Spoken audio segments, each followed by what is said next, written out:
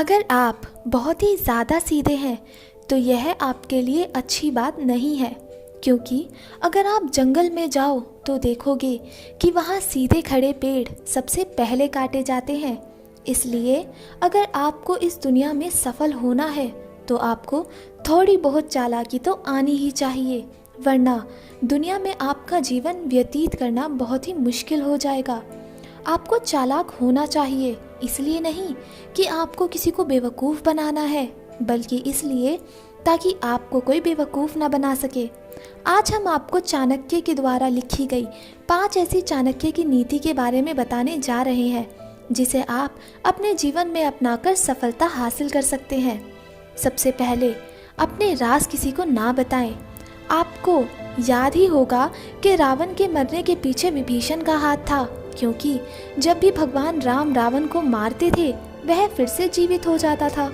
तभी विभीषण ने भगवान राम को बताया कि रावण की मृत्यु उसकी नाभि में छिपी है, और रावण के सगे भाई ने भी उसकी मृत्यु करवा दी।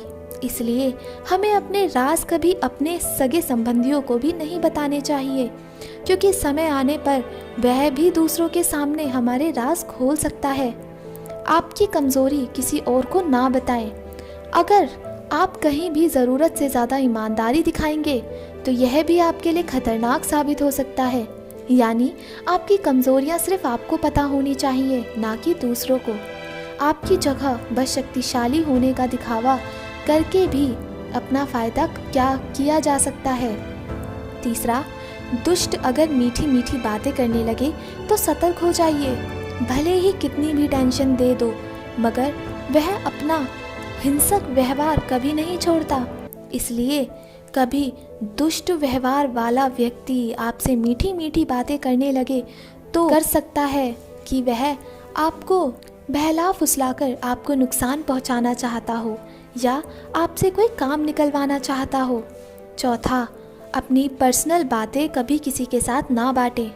अगर आपको किसी व्यवसाय में नुकसान हुआ है तो उसे किसी के साथ ना बांटें, क्योंकि आज के समय में लोग आपकी दिक्कत और परेशानी को आपकी कमज़ोरी बनाकर आपका मजाक बना सकते हैं। आचार्य चाणक्य के अनुसार आपको इन 3 कामों में कभी शर्म नहीं करनी चाहिए। कुछ सीखते समय, जब भी कोई चीज़ आपको ना आती हो तो उसे तुरंत ही सीख लें, इसमें कभी भी ना शर्माएं। दूसरा, खाते समय, हमारी सेहत के लिए खाना उतना ही आवश्यक है जितना कि जीने के लिए दुनिया में सफलता है। तीसरा, पैसों का लेन देन करते समय कभी भी रिश्तों को पैसों के सामने मत लाइएगा, लेकिन अगर किसी को पैसे लेने या देने का काम हो तो पीछे हटिएगा भी नहीं।